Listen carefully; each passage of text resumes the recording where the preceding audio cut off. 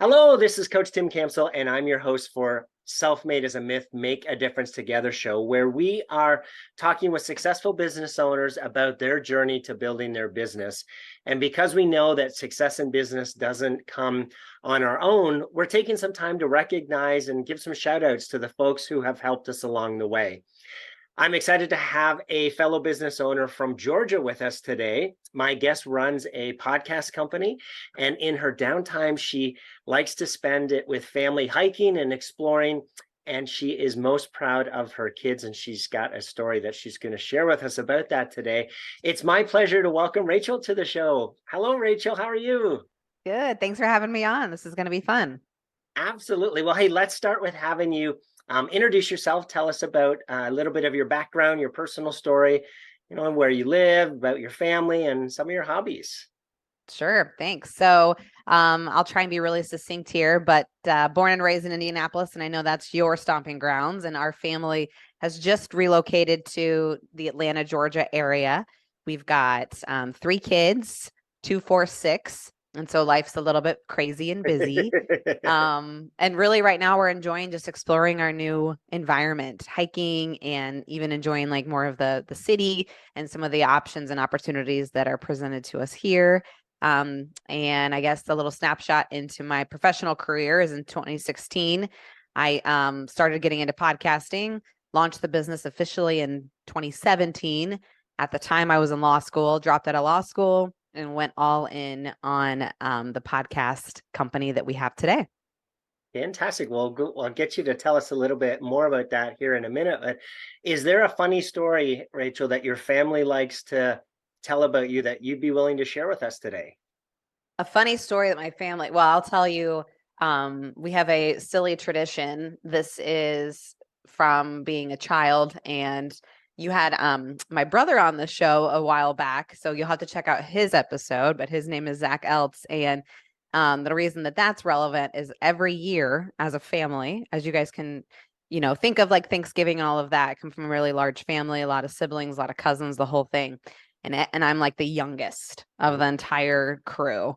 And what would happen is every Thanksgiving, they would find funny things to make fun of me for. And I would cry every year at the kids' table, I would cry. And so now it's just been like a running joke forever of like, for Thanksgiving, how can we make Rachel cry? And it's all done in fun and love. It's not like Right. bullying or anything like that, but it's kind of a funny family tradition of let's make Rachel cry this year. That's awesome. Bunch of bullies, eh? Yeah, no kidding. Little kid getting made fun of. So tell us, how did the business come about, and at what point did you have the confidence that you could run your own business? So I would say I've always had the gumption and confidence to go do my own thing. I think becoming a leader takes a whole different level of confidence and ability that I'm working on, like from a personal perspective. That is something that I have to remind myself of that I'm capable of doing, because doing something on your own to just make some little bit of money is a lot different than leading an organization and leading people. But I would say in 2016, I had my first daughter, and she was born 3 months early. And so when something like that happens, you start to take stock of what is life now going to look like, because I wasn't really sure. So she was born at 26 weeks. At the time I was in law school. And so I found myself at the hospital for, 12 to 18 hours a day, just being present with her so that I could be like physically with her. And then I would leave and go to class, and I would study and that kind of thing. And during that time, I just kept thinking to myself, I need to figure out a way to make money where I can control my own schedule, because I wasn't sure what her life would look like. And at that time, like serendipitously, a friend reached out to me and he said, "Hey, will you help me launch and promote my podcast?" I had had a career in content marketing, had always done some PR type stuff, and kind of knew my way around some of the essentials there. And so I was like, sure, I'll do that. He was paying me like $25 an hour, I think, something that was like, okay, this is great. While I'm in law school, I can do this from the hospital. I can do it at 3 a.m. and nobody's going to know, like, it's not going to affect anybody. So I started doing this for him. And what we quickly saw was that his show was giving him the opportunity he needed to launch his own brand and his own content. And I just had never seen a channel work so well, from a relationship building perspective, from a content perspective, from a promotional like content creation asset, from like all of the things. I was like, this is the Swiss Army knife of marketing. And so fast forward, I had my daughter home. Everything was kind of getting back into like a schedule and a life routine. She was born without her lower left leg. And that was the only challenge that sort of presented ourselves ongoing. And so I still wanted flexibility over my time and my calendar so that I could take her to her appointments and things like that. And so I went back to my friend and I said, hey, I want to do this for other people. Will you help me? And he was like, let's do it. And in 2018, at that point, we had been doing it enough where I was starting to see some market traction and some market affirmation. And so I went all in and I dropped out of law school, and I've been doing that ever since. Wow, that is fantastic. Just how everything just sort of came into line, and the flexibility that you needed and gave you exactly what you needed when you needed it. It's amazing what happens when you just take action, like things start to come into place and you just pay attention. I like to say that I live accidentally on purpose. Like I'm not smart enough to like think all these things into life. Right. But I will say that I'm always willing to take a step forward and see like what kind of paths come about because of it. Fantastic. So tell us a little bit more about the company, the name, what do you guys do? How do you help people? Sure. So the company name is Share Your Genius, and we provide end-to-end production services. And it's really the thing that we're really excited about and helping our clients do is how can we use conversations to help them accomplish their goals with their marketing objectives as it relates to content creation and driving their business objectives forward. Wonderful. Tell us the story, Rachel, of where maybe somebody pushed you or inspired you that you could do it, even though you maybe had doubts, and the impact that that person had. Yeah, so I think I would harken back to my first business partner. His name is Jim Brown, and he was the guy that asked me to help him launch his podcast and help her promote it. And I think the thing that he did so masterfully is he instilled confidence by just kind of like, he also bet on me. Like he was like, let's do this together. And so when someone else says you can do it, you start to believe it. But the second thing that he did is he pushed me out of my comfort zone. Like he was sort of like a safety net, except he made me do everything. And I think those are those things that you need people to do. People who will let you fail, so that you can learn. People who will believe in you without you having to prove anything. And then when you start to prove to yourself, you start to realize, wow, their belief in me proved that I could do it, but it was also the belief I had in myself that made it possible. And so I always think about him. And one of the things that was really special is during one of the first years of our business together, him and his family decided to travel the world. So they took 12 months and they went to a new country every single month for 12 months. And this was like when our company was a baby. Like we were still trying to figure out, our product and things like that. And we shared an office at the time at Launch Fishers, which is in Indiana. And he wrote on the big whiteboard, "Be great." That's what he wrote on the whiteboard. So I came into the office the day after he had left, and I sat down, and right in front of me was this sign that just said, "Be great." And I left it there the entire year that he was gone. And it was just a constant reminder of like, he's not there. I'm doing this on my own. I mean, he helped me from afar, that kind of thing. But I was on my own doing this, building this business that we were still figuring out everything for. And I just had this constant reminder of like, be great.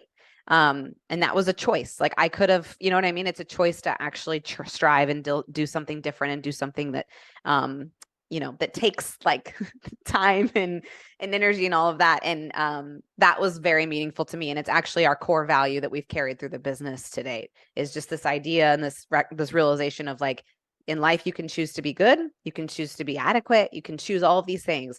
But for us, we're going to choose to be great. That's fantastic. I love that idea of that daily and sometimes minute by minute decision that we have to either we're going to do something good. We're going to go at this, or we're going to give up on ourselves and crawl back into a hole and just let the world pass us by. Exactly. And it was exactly what I needed. And it's the thing that has really kept the spark all these years later. So I'm just playing back what you just said. So your new business partner decides to leave you for a year with your new business, and his words of advice is be great. I love it. That's right. Rachel, what's been your biggest learning as a business owner? I think one of my biggest, it's hard to say the biggest because I feel like, and you can relate to this, I feel like every week there's a big learning, right? You're just like, what the heck? But I think the biggest learning that I've had is kind of goes back to the ethos of what we're just talking about, is like this unrelenting belief. And being a business owner, being a leader of a company, it is a roller coaster ride. There are days that are amazing. There are days that are horrible. There are moments that are amazing. There are moments that are horrible.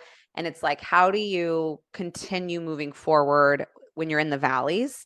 And honestly, even when you're in the highs, because with the highs come the lows immediately. You know what I mean? Because it's like, even if you're hitting a high level of like great sales, great revenue, great growth, then on the other side, you have to optimize for all of that. You have to actually service the thing that you just sold. You know what I mean? And so that requires all cylinders going at full blast sort of all of the time. And so it's keeping that belief and the ability to move forward, even when you don't always know how. So I would say that's always been that's kind of my biggest learning that can apply to all areas, is just like this unrelenting belief of what is possible when you just keep moving forward. You mentioned the roller coaster. So it's interesting that all of us go through the roller coaster, but not a whole lot of people tend to talk about it. So when it's happening to us, it's like, am I the only one that's experiencing this? No, you're not. You are not the only one. Like, and even if you're not a business owner, like if you're working on something that it goes again, if you're trying to be great, like if that is what you're doing, and that doesn't mean you have to be a business owner, that could just be that you're a person that's working at a company that you really believe in the mission and the purpose, and you know what I mean? And you're striving to be bigger than what you were, better than you were yesterday. You will be on a roller coaster because you have to stretch, you have to be uncomfortable in order to get there. Yeah. I'm in a mindset coaching program, and the analogy that our coach uses is, how do you climb a mountain? You don't go straight up, right? You've got to go back and forth, because that's the way to ascend. And I actually have that picture in a mind movie that I watch every day, because I need that reminder of, oh yeah, right. Sometimes you actually have to go back down in order to get to the right spot to be able to get, keep climbing and keep getting to your ultimate goal. And that roller coaster ride, or those descents down, or those pivots across, can feel like they're completely in the wrong direction. But it's really just preparing us and building us to be able to get to the next level. Right? Exactly. Yeah. Like sometimes in business too, it does feel like you take 2 steps back to take one forward, but it's like those 2 steps back help create a firmer foundation than if you were to just keep trudging ahead. You know what I mean? Yeah. And that can be challenging, like if you're somebody who's impatient like I am, or like like that is the kind of stuff that can feel draining, but it's like keeping that belief of like, no, I'm getting to the top because I Yes. see something. You know Yeah. what I mean? And I want to go figure out what that is. So keep going forward. Yes. A good question in those times is, what good can come from this? Right. So Mm, why am I experiencing this today that feels like a setback? What's going on? What am I supposed to learn from this? What can I change in my business as a result of this that's going to prepare us for the next step? I love that. Yeah, I'm going to take that. What good can come from this? That's awesome. Rachel, we know that business success doesn't happen in isolation. So tell us about one of your challenges during the years, and maybe a fellow business owner who came alongside you and helped you to get through that.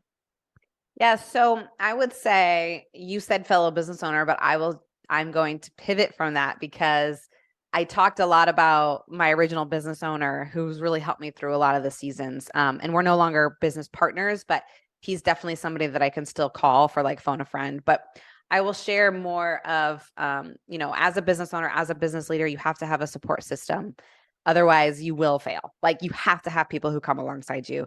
And during COVID in 2020, me and my husband had our third child, and we were sort of in this like fork of the road moment because all of the childcare options were gone. Like all of our kids were home. I was still growing this business. He has a full-time career as well, and something that he's really good at and passionate about. But we were in this like fork of the road moment of like, okay, we don't know when this is going to end. Just had this baby. I can either slow down the growth of my own business and cut back, or what? Like, what do we do? Because we have to take care of a newborn. And one of the things that he actually did is he said, how about I quit my job and I'll stay home and watch the kids so that you can keep moving forward with the business instead of taking a step back, because it's starting to gain some momentum. Yeah.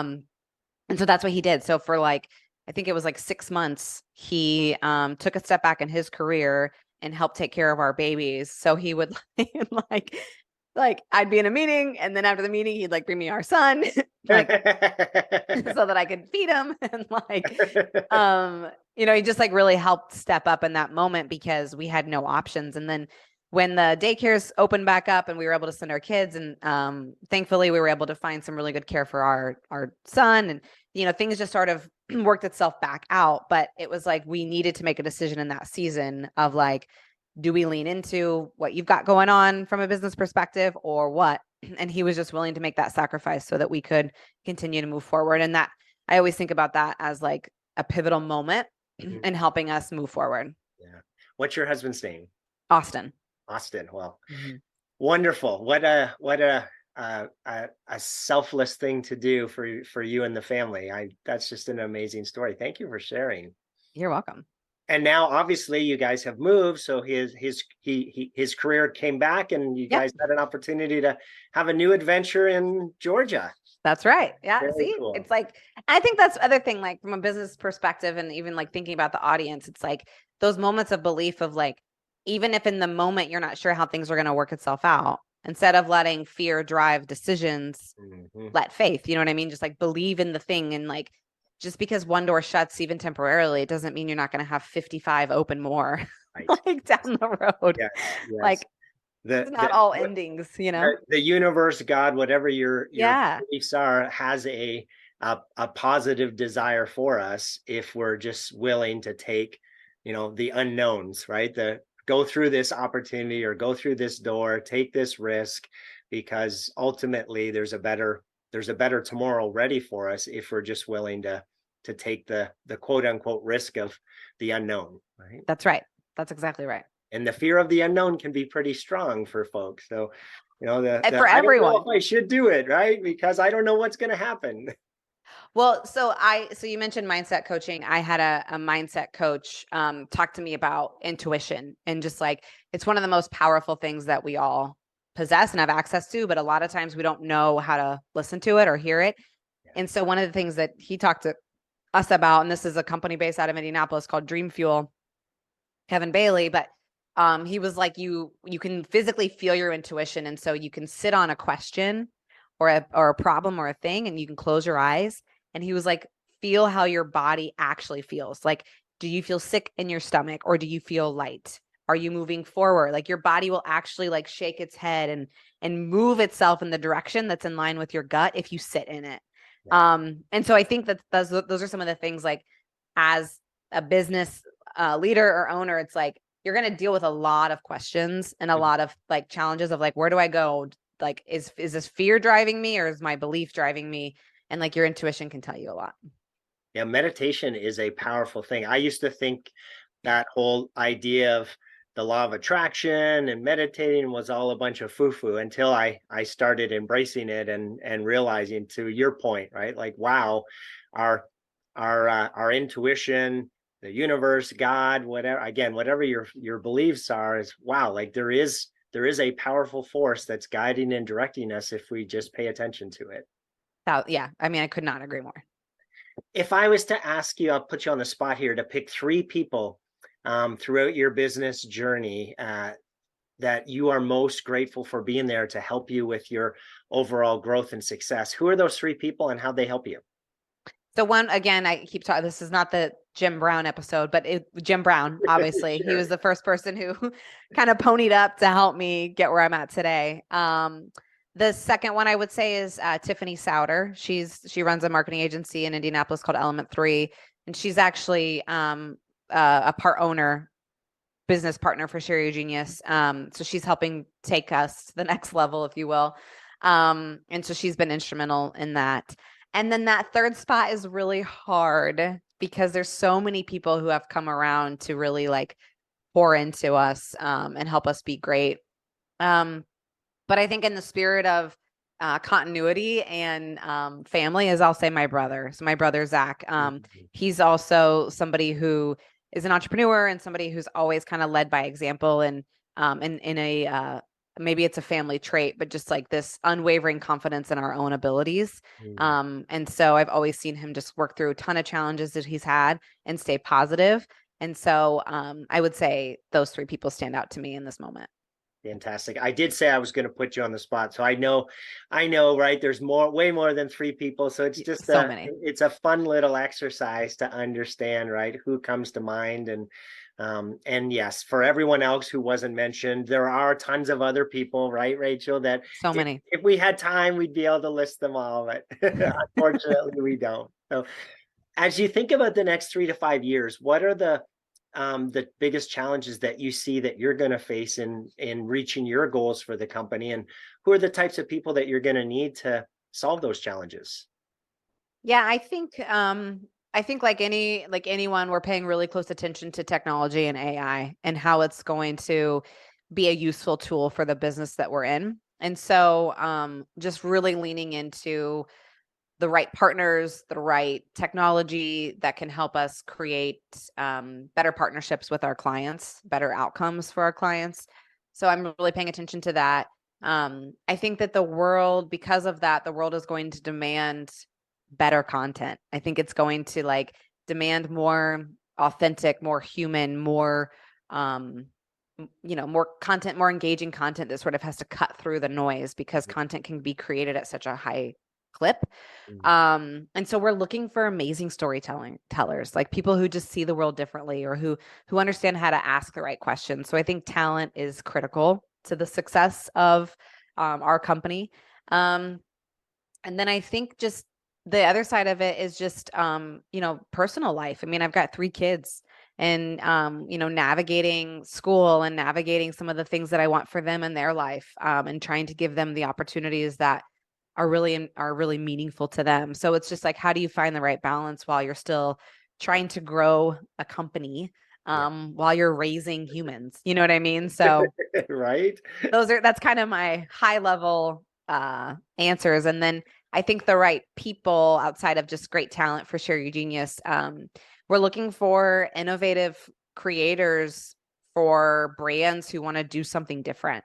And so it's like, who are the people out there that are thinking about content differently, that are looking for the right partner? Like that's who I'm thinking about right now. Wonderful. You mentioned balance. So I know we're all trying to figure this out, but how do you approach that? How do you keep that balance of driving a growing business and raising a family? Well, I think this is something Tiffany Souter has taught me, but it's just getting really clear on like who you are and what you want. I think as a leader, we often forget about what we want, and we think it's selfish or we think whatever. But in reality, if I don't know what I want, I actually can't lead my team well.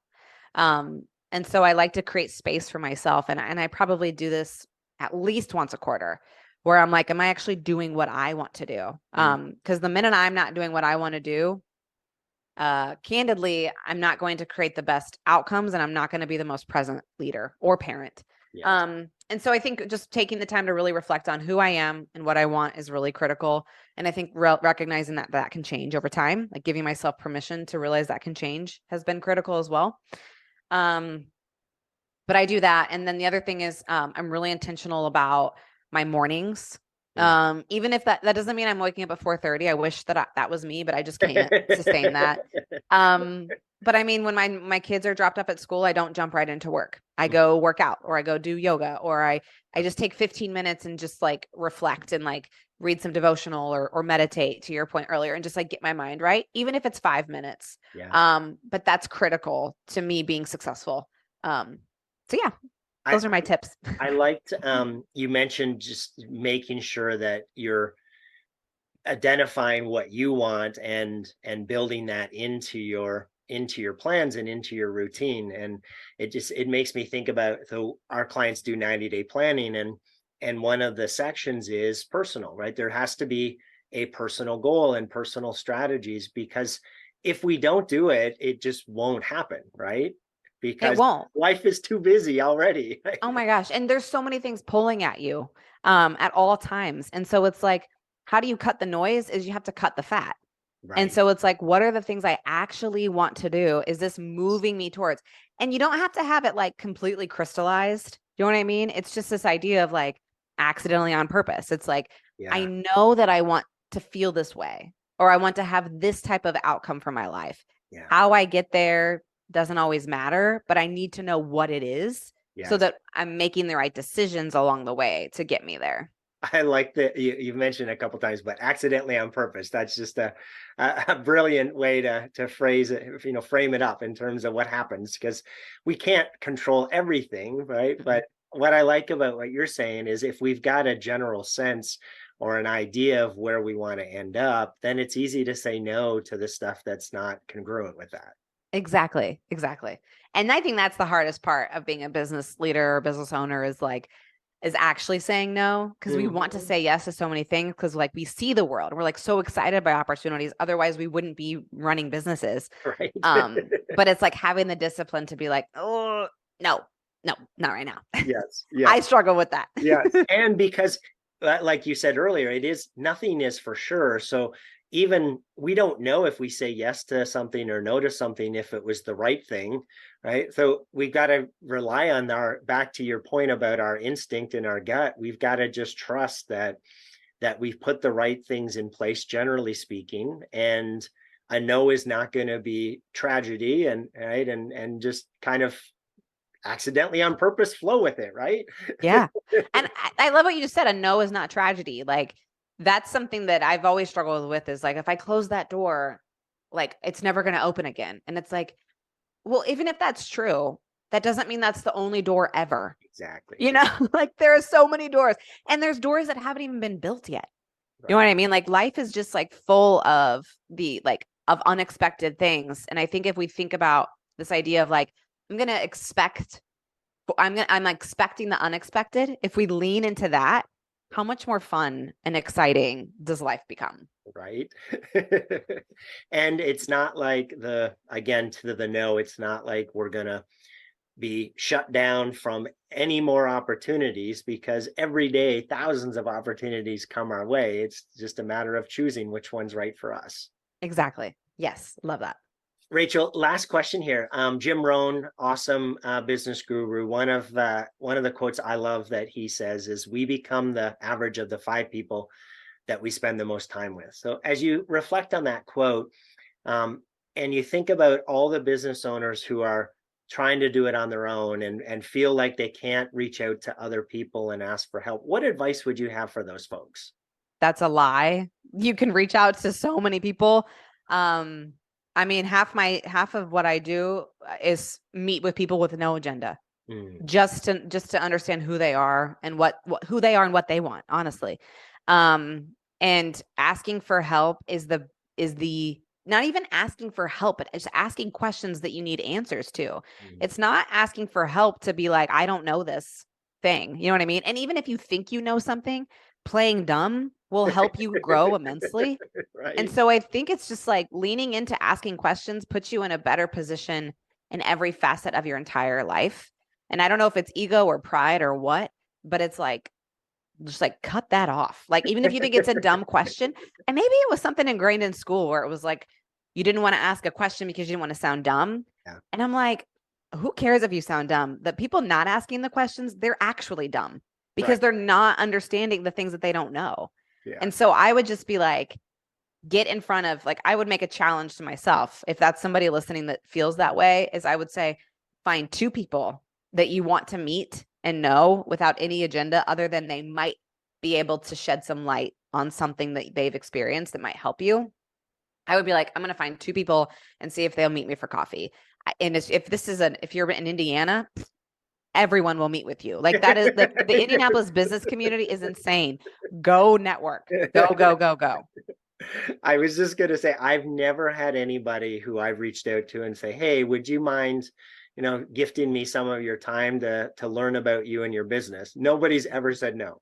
No, I will tell you, if somebody emails me and says, I want to pick your brain, now that I'm like, no, ma'am, or no, sir. Like, I want you to say, like, to you, what you said is great. I'd love to learn more about you. Like, that is amazing. But I would say, and the other thing I would say is, like, listen to podcasts. There are these amazing business leaders, these amazing people who have solved all these problems, and you will learn so much just by listening to their stories and their experiences. And you don't have to ask them to meet with you. You can just listen to them on a podcast. But absolutely go network. Absolutely. And I'm pretty sure too, if you listen to the podcast and you reach out to the host and say, hey, I really enjoyed something that you talked about, would you be willing to meet for a coffee? Again, pretty sure they're going to Pretty say, sure they'll say yes. Unless it's Joe Rogan. He's a little right, busy. yeah, right. But you get what I'm saying. Like, I mean, there's no reason not to meet. Yeah, for sure. Amen to that. Rachel, it sounds like you've been blessed with some incredible people in your life. If they were on the show here today, what would you want to say to them? Thank you. I mean, really, just thank you. Like, I mean, words are never enough, you know what I mean? But I think the thing that we have to take away is the people who have invested in you and who have believed in you, you have a responsibility to help somebody else. And so I think it's a thank you, and I'll pay it forward. I love that, pay it forward. In fact, I close out our podcast with that, because I've had so many people who have gifted me their time that it's just a natural, hey, why wouldn't I pay it forward? Because people have done it for me, and I've learned and grown so much from those folks, that if I could be fortunate enough to be able to help somebody else with the learnings that I have, it's a gift to myself to be able to know that I could help somebody else. Absolutely. Rachel, it's been a pleasure speaking with you today. Thank you so much for being on the show. Thank you for having me. This was super fun. To everyone who tuned in, thanks for listening to the Self-Made as a Myth show with your host, Coach Tim Campsell. Be sure to help spread this movement by liking the show and posting about it on your social media. And to join our movement, go to bemadtogether.com. All right, folks, that's a wrap. Make sure to pay it forward, and I'll see you all next time. Take care.